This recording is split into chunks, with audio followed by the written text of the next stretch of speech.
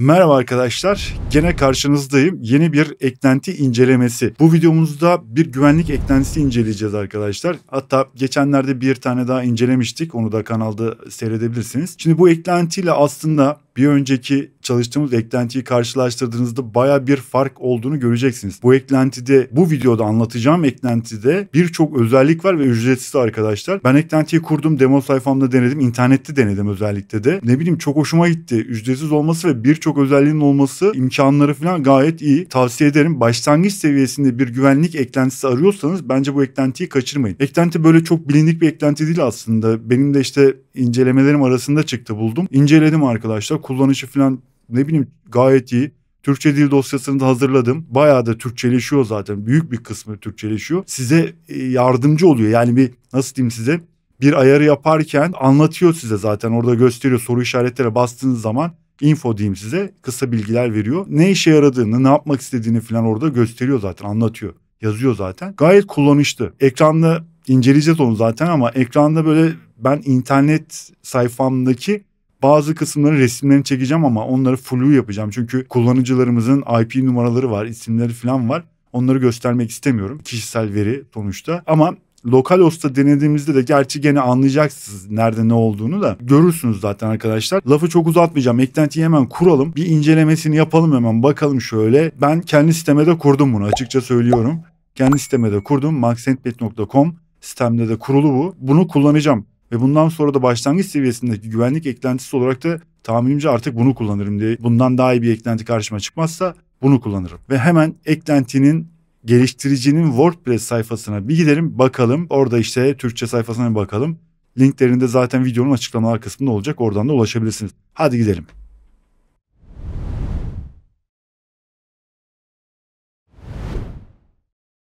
İnceleyeceğimiz eklenti bu arkadaşlar. Bakın şöyle hemen göstereyim.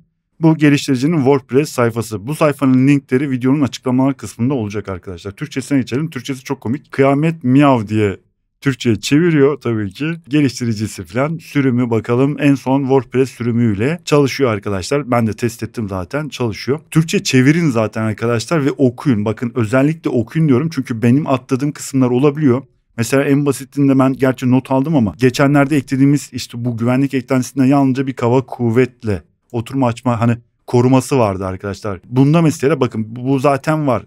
Bir özelleştirebilir şifre gücü veriyor. Yani şifreleri özelleştirebiliyorsunuz. Hesap erişim uyarıları veriyor. Mesela hesaba girişinde bir e-posta gönderiyor. İşte bu IP'den işte bilmem neden hesaptan giriş yapılmıştır diye. Var da var. Dediğim gibi bakın ücretsiz bir eklenti bu. Yalnızca geliştiriciye yani bağış yapabilirsiniz. Ne bileyim hoşunuza gider belki bağışla gönderebilirsiniz. Bakın daha yani yeni bir eklenti diyebiliriz aslında buna da. Ama lütfen okuyun arkadaşlar. Bakın bu sayfaları lütfen okuyun. Geçmeyin. Geçmeyin bu sayfaları diyorum. Ondan sonra başka da ne var? Mesela ben notlarımdan hatta söyleyeyim size. Bakın şifre özelleştirme demişim. 3 hesap erişim uyarıları dediğim gibi e-postalar, XML ve RPC. Bu da API kontrollerini kapatıyor arkadaşlar. Mesela dışarıdan kendi sitenizin API'lerini başka bir yerde kullanmıyorsanız onu da kapatın. Çünkü saldırılar en çok buralardan da geliyormuş. Yazıyor zaten sayfasında da. Bir topluluk havuzu denen bir kısmı var arkadaşlar bunun da. Bu da sizin gibi bu eklentiyi kullananların sayfalarına arkadaşlar yapılan saldırılar, IP'ler kaydediliyor ve bunu bir havuzda paylaşıyorsunuz. Böylece ne oluyor? O IP'ler de size otomatikman gelse bile engellenmiş oluyor. Böyle bir havuzu var. Size de mesela yapılan saldırılarda o IP'ler direkt olarak o havuzda toplanıyor arkadaşlar. Bu da çok güzel bir şey olay. Ondan sonra etkin kullanıcı oturumları. Evet böyle bir güzellik var mesela. Sayfanızda kimlerin işte giriş yaptığını, ne kadar süredir olduğunu falan görebiliyorsunuz. IP'lerini falan görebiliyorsunuz. Nereden işte kimin bağlandığını. Böyle bir şey var. Bu da güzel bence. Çoğu arkadaşımızın da bence aradığı bir şeydir. Özelliklerden biridir. Sayfamda kim var, kim dolanıyor, kim giriş yaptı diye. Bu da var. Böyle bir özelliği de veriyor mesela. Şimdi inceleyeceğiz. Dediğim gibi bakın çok enteresan bir eklenti. Yani başlangıç seviyesinde kullanılabilecek bir eklenti diyorum. Hemen geçelim bence. Kurulumuna geçelim. Biraz da ayarlarını kurcalayalım. Ondan sonra da zaten bir test yapacağız. Diyorum uyarımızı yapalım ondan sonra tabii ki.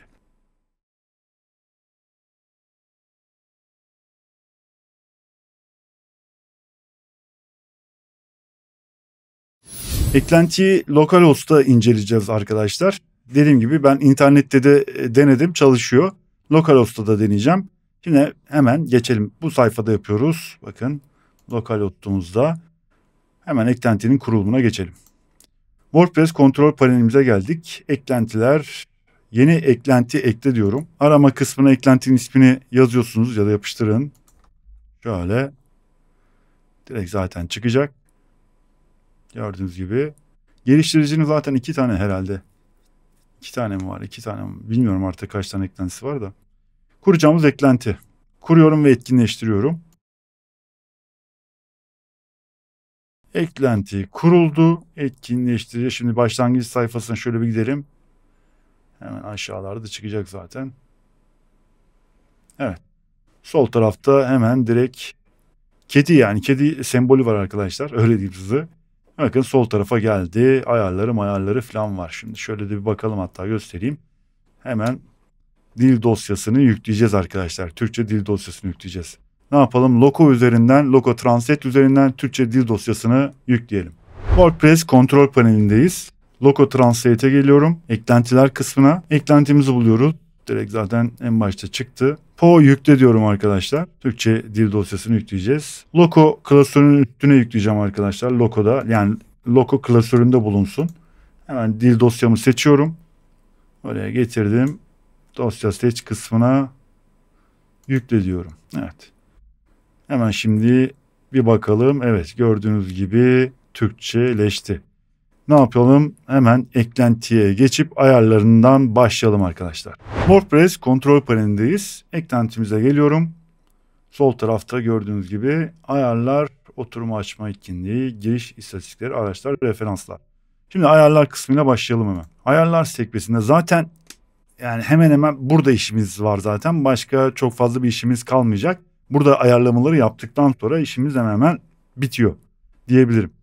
Şimdi başta zaten demiştim, söylediğim gibi arkadaşlar, bakın bir kaba kuvvet koruması var. İşte hani kaba kuvvet koruması neydi arkadaşlar? Birden fazla, mesela 3 defa, 4 defa, 5 defa giriş kısmında mesela şifreyi kırmak için böyle bir saldırı olduğuna, durum yaşandığında bu IP'yi kitleme olayı var arkadaşlar. Bunu işte bir ceza veriyorsunuz, belli bir deneme veriyorsunuz. Ondan sonra mesela belli bir süreliğine, belli bir saatliğine mesela o IP bir daha girişi artık ulaşamıyor. Kaba kuvvet koruması dediğimiz, yani kısacası o diyeyim size. Burada mesela soru işaretinde bastığınızda bakın burada anlatıyor zaten. Yani size de anlatıyor olayı.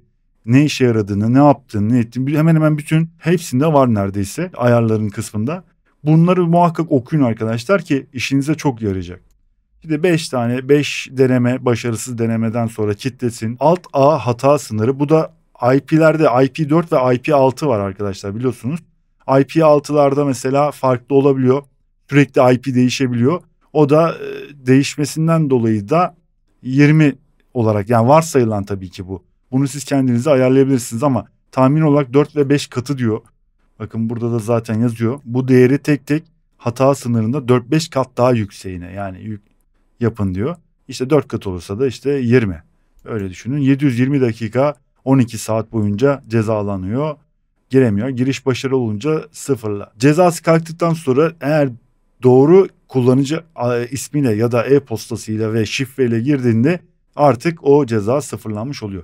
Beyaz liste kısmına muhakkak IP'nizi yazın arkadaşlar. Burada mesela IP'niz belirecek. IP'niz belirdiğinde arkadaşlar, şimdi internette olduğu için şu an lokalde olduğu için zaten lokal IP'm benim belli. Bu şekilde şu gördüğünüz 24'te alt IP olarak düşünün. Bunları buraya geçirin arkadaşlar. Yani IP'niz neyse buraya ekleyin ve kaydedin. Kara listede dediğim gibi eğer IP'yi bulduysanız, size saldırı yapan, yani böyle giriş yapmaya zorlayan bir IP bulduysanız buraya kara listeye ekleyebilirsiniz. Tek seferlik giriş ekle. Şimdi bunları tek tek anlatırsam çok uzun sürer. O yüzden de lütfen dediğim gibi bakın bu kısımları muhakkak okuyun. Soru işaretlerine basın ve okuyun arkadaşlar. Benim hoşuma giden kısımlardan biri gene burası, e-posta uyarısı, yeni giriş IP adresi.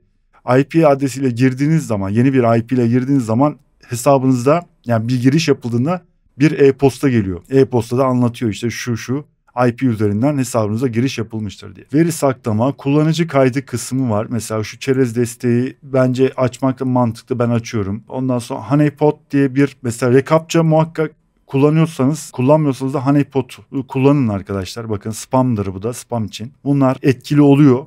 söyleyeyim. Rekapça ile ilgili videom var. Hatta kanalda var. Rekapça'da çok rahat bir şekilde rekapça alabilir. Ondan sonra da ekleyebilirsiniz kendi sitenize komple mesela. Burada dediğim gibi şunlara bir bakın. Baya güzel. Hız sınırı da mesela. Normalde bot sistemleri, yani bu saldırı yapan botlar arkadaşlar, yazılımlar çok hızlı hareket eder. Hız sınırıyla bunu mesela sınırlayabilirsiniz. Bu da güzel bir şey, bakın. Hemen yazıyor burada. En az 2 saniye geçmesi lazım. İşte yani giriş yapması 2 saniye rahat bulur ama botlar bu düşünün 2 saniyeden daha hızlı o formları doldurup giriş yapmaya çalışıyor. O yüzden de onu açmakta faydalı var. Faydalı yani. Parola gereksinim, bu da güzel bir bölüm. Bakın tek bir eklentiyle birden fazla seçeneğiniz var. Yani güvenlik bakımından. Harfler işte olsun, sayılar olsun, parolanın içinde semboller isteğe bağlı kalmış. Minimum 10 karakter olacak. İşte maksimumda 30 karakter olacak şeklinde. Ortak şifreleri engelleme. Bakın kullanılan en yaygın 100.000 şifreden herhangi birini seçmenin otomatik olarak engeller. Yani 1, 2, 3, 4, 5 mesela büyük bir ihtimalle bu 100.000 şifrede vardır. Ortak şifreleri engelle. Zaten bunu bakın. Bu direkt olarak seçili geliyor. Bunu kaldıramıyorsun. Girişte mevcut olan şifreyi yükseltin. Mesela sitenizi açtığınızda ilk 4 karakter yaptınız falan. Ondan sonra bunu açtığınızda arkadaşlar bir uyarı gider. Uyarıdan ziyade giriş yaptığında direkt olarak profil sayfasına yönlendirip orada şifresini yükseltmesi istenir. Böyle bir imkan var. Kullanıcı numaralandırma, genellikle abone olduğunuzda kullanıcı isimlerinin önünde hep bir numara vardı. 1, 2, 3, 4 diye gider mesela. Onu kaldırabiliyor. Başka yani bayağı şey var. Baktığınız zaman bunları okuyun. Ayarları bu kadar, fazla bir şey yapmayacağım. Şunu bir kaydedelim. Topluluk havuzu da dediğim gibi burada sizin gibi bu eklentiyi kullananların sayfalarına yapılan saldırılarda kaydedilen IP'ler mesela bir havuzda toplanıyor arkadaşlar.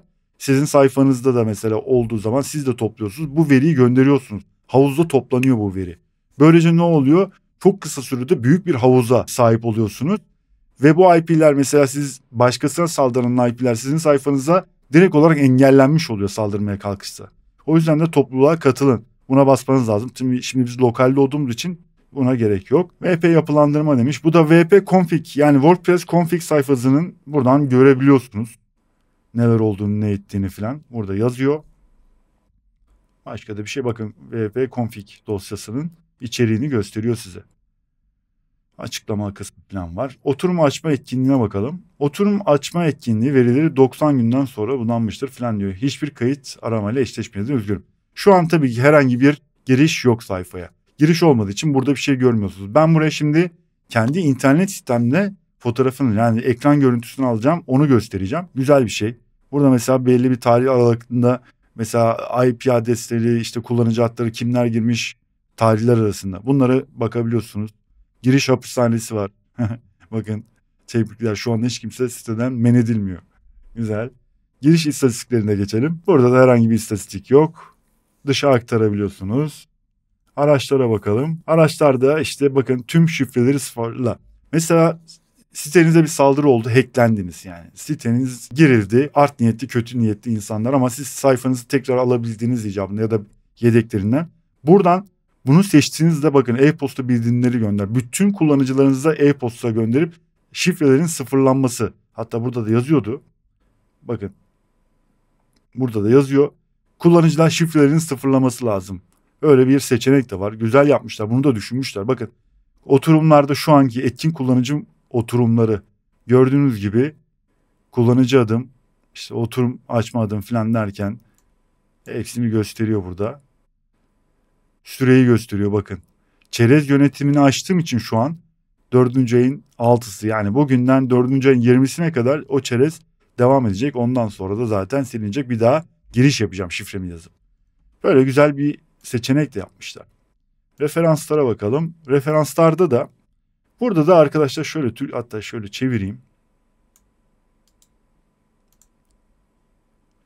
Bu şekilde çevirin. Burada zaten yani ne diyeyim size, kodlarla ilgili burada bir işiniz yok sizin. Ama ileri derecede böyle kod bilginiz varsa falan muhakkak işinize yarar. Ben burada herhangi bir şey yapmadım. Ya sonuçta bir kodcu değilim ben de. Orada anlatıyor zaten. Yani kancalar, yani bayağı böyle kodları hepsini çıkarmışlar.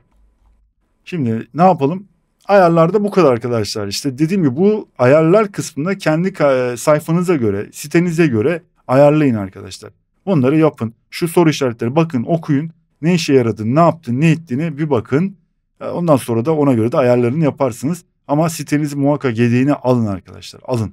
Yani her zaman söylüyorum, bir işlem yapmadan önce muhakkak yedek alın. Bunu dedim, şimdi artık bir test yapalım. Testten sonra gene bir bakalım ne olmuş, ne etmiş, ne değişmiş. Test kısmına geçmeden önce hemen sayfamızın bir reklamını yapayım size arkadaşlar. Biliyorsunuz internet sayfam var. 2 sene boyunca yapmış olduğum çalışmaların, dil dosyaların, çeviri dosyalarını zaten veriyordum arkadaşlar, biliyorsunuz, paylaşıyordum sizlerle. Artık sayfamın şeklini biraz değiştirdim, bir e-ticaret sayfasına çevirdim. Eklentileri, işte sektör videolarını, tema dil dosyalarını, çeviri dosyalarını internet sayfamda paylaşıyorum arkadaşlar. Çok cüzi fiyatlarla yapıyorum bunu. Sayfama ücretsiz zaten giriş yapabiliyorsunuz, yani kayıt olabilirsiniz. Buradan eklenti ya da çeviri dosyalarını ya da sektör videolarını arkadaşlar, sektör yedeklerini indirebilirsiniz. Direkt olarak siteye de kurduğunuzda otomatikman zaten site kurulmuş, hazır bir şekilde size geliyor, kuruluyor sayfanıza. Buradan alacağınız, işte yapacağınız alışverişler bana bir destek olacak arkadaşlar. Sonuçta daha iyi videolar, daha kaliteli videolar, daha işte ekipmana zaten sonuçta bir sürü program kullanıyoruz, ücretli programlar. Bunlara artık bir destek olacak. Sayfaya isterseniz de tabii ki almayabilirsiniz de, hiçbir sıkıntı yok. İlla alacaksınız diye bir şey yok. Bir e-posta abonelik sistemim var gene. Burada hatta geçen videolarda bunun kullandığım eklentiyi burada kendi sayfama da yaptım, söylemiştim zaten. İsterseniz de bir e-posta adresime de abone olabilirsiniz. Buradan da takip edebilirsiniz gelişmeleri. İşte indirimler, fiyatları, bu haberler, işte neyse artık kampanyaları takip edebilirsiniz arkadaşlar. Tamamen ücretsiz bir şekilde siteye üye olabilirsiniz ve eğer yaparsanız da yapacağınız alışverişler arkadaşlar bana büyük bir destek olacak. Onu da söylüyorum ve hemen eklentinin testine geçelim. Testimize geçiyoruz arkadaşlar. Şimdi yeni bir özel pencerede açtım. VPN'i de açıyorum. Aslında gerek neyse olsun, açalım. VPN'i de açalım. Avrupa'dan bağlanıyoruz. IP'miz de gördüğünüz gibi 244.24'te bitiyor. Şimdi sayfaya bir kayıt olalım ilk önce. Tabii ki giriş yapmamız için bir kayıt ol kısmına geçelim. Orada hemen bir kayıt oluşturalım.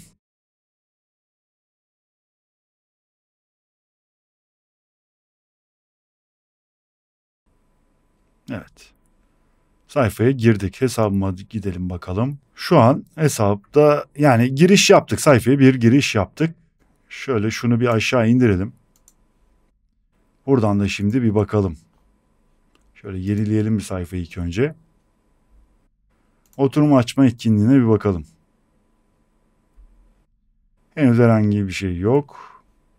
Gerçi keşifi silelim de. Tamam. Giriş istatistiklerine bakalım. Bunda da bir şey yok. Araçlara bir bakalım. Oturumlar. Test 1. Bakın. Test 1. Daha yeni kayıt yaptık. Burada oturum açtığımı gösteriyor şu an arkadaşlar. Bakın. Gördüğünüz gibi. Burada oturum açtığımı gösteriyor. İşte artık şeyi gösteriyor. Hangi tarayıcıyla bağlandığımı, ettiğimi gösteriyor. Tabii IP'yi VPN'e gerek yok. Dediğim gibi gerek yoktu. Çünkü sonuçta biz lokal üzerinde çalıştığımız için IP'miz gene bu şekilde çıkacak.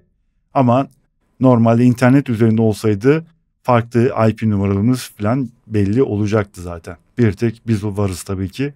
Bizim şu an etkin kullanıcı oturumlarımızı gösteriyor. Şu an çıktığımız için tabii göstermiyor. Bakın test yok. Başlangıç seviyesinde güzel. Eklentiyi gördüğünüz gibi inceledik arkadaşlar. Yani başlangıç seviyesinde bir güvenlik eklentisi arıyorsanız bence kullanılabilir. Ben sitemde kullanacağım bunu. Kullanıyorum da hala, zaten şu an başladı, kullanıyorum birkaç gündür. Dediğim gibi hoşuma gitti.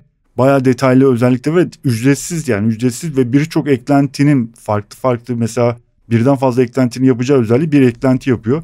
Tabii ne kadar sağlıklı çalıştığını falan bunu zamanla göreceğiz tabii ki. Öyle, onu da söyleyeyim. Şu an için kullanılır mı? Kullanılır. Daha iyi bir eklenti, bundan daha iyi bir eklenti çıkarsa karşımıza tabii ki onu da inceler, onu kullanırız. Videoyu beğendiyseniz lütfen arkadaşlar bir beğeni atın, yorum yazın, paylaşın.